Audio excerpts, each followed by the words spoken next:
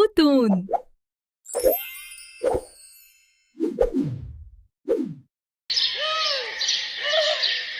रोशनी एक गरीब परिवार से थी जिसके पिता मेहनत मजदूरी करके घर चलाते थे।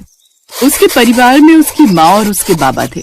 रोशनी गांव के ही सरकारी स्कूल में तीसरी में पढ़ती थी।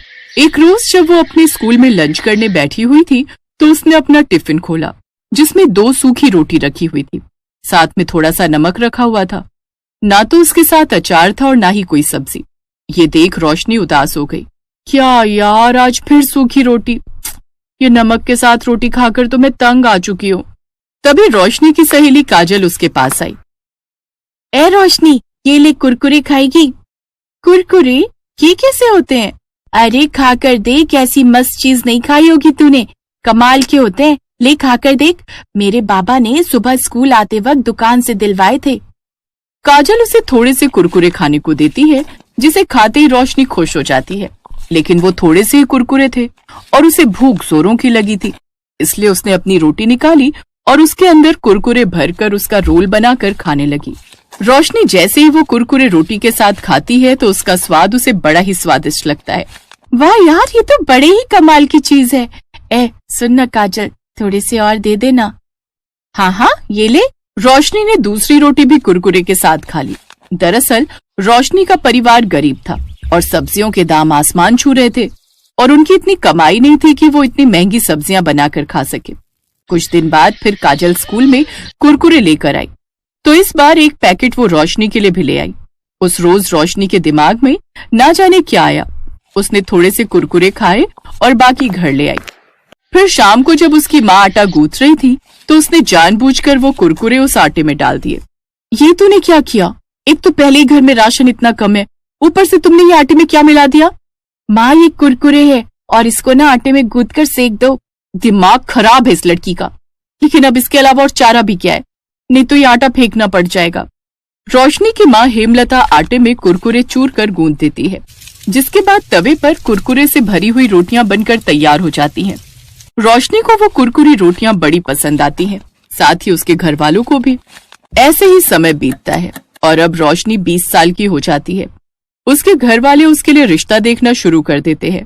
फिर एक रोज पड़ोस के गांव के प्राग नाम के लड़के से उसकी शादी हो जाती है। प्राग एक फैक्ट्री में गार्ड की नौकरी करता था। शादी के अगले दिन, बहू, तू अपने कमरे में क्या कर रही है? चल आकर अपनी पहली रसोई की रस्म पूरी कर और जो भी तुझे बनाना आता है बना लेना। जी माँ जी, मैं बस 2 मिनट में आई।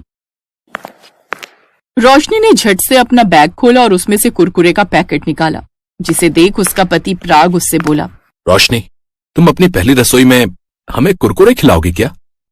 ओफो, आप चुप रहो ना। एक तो वैसे अपनी पहली रसोई को लेकर मैं इतनी घबराई हुई हूँ और माँ जी ने कहा है ना, जो भी बनाना आता होगा बना देना।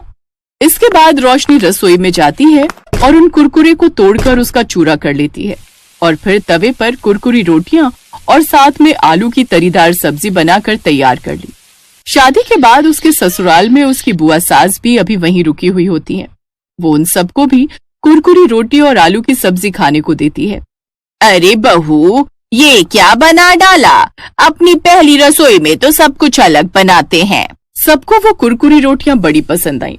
ऐसे ही समय बीता और कुछ समय बाद रोशनी गर्भवती हुई। फिर 9 महीने बाद उसने एक बेटे को जन्म दिया। घर में बच्चे के आ जाने से सब बड़े ही खुश थे, लेकिन एक रोज उनकी खुशियों को किसी की नजर लग गई।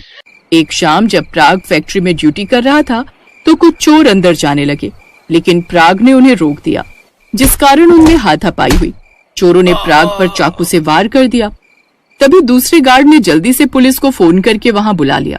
पुलिस ने चोरों को पकड़ लिया और प्राग को जल्दी से अस्पताल ले गई, जहां प्राग की जान तो बच गई, लेकिन उसे काफी चोटें आई थी, जिस कारण डॉक्टर ने उसे कुछ महीने की बेड रेस्ट के लिए बोल दिया। अब हम क्या करेंगे? अब घर का गुजारा कैसे चलेगा? माँ जी, अगर आपको बुरा न लगे तो मैं बाजार में कुरकुरी रोटी का ठेला लगाना चाहती हूँ। मुझे यकीन है मेरे हाथ की बनी कुरकुरी रोटियां सबको बड़ी पसंद आएंगी। लेकिन रोशनी, इन सब के लिए हमारे पास पैसे कहाँ से आएंगे? तुम तो जानती हो मेरी इतनी कमाई नहीं थी कि कुछ बचत कर पाता। तभी उसकी फैक्ट्री का मैनेजर वहां आता है। प्राग, जिस बहादुरी से अपनी जान पर खेलकर तुमने उन चोरों से मुकाबला किया, और ईमानदारी से अपनी ड्यूटी निभाई, उसके लिए मालिक ने तुम्हें ये 50,000 का इनाम दिया है। ये सुनकर वो सभी बड़े खुश हुए। अगले दिन से कुछ पैसों से रोशनी जरूरत का सामान ले आई। अब वो उस ठेले पर कुरकुरी रोटियां बनाकर आलू की सब्जी और धनिया पुदीने की चटनी के साथ बेचने लगी।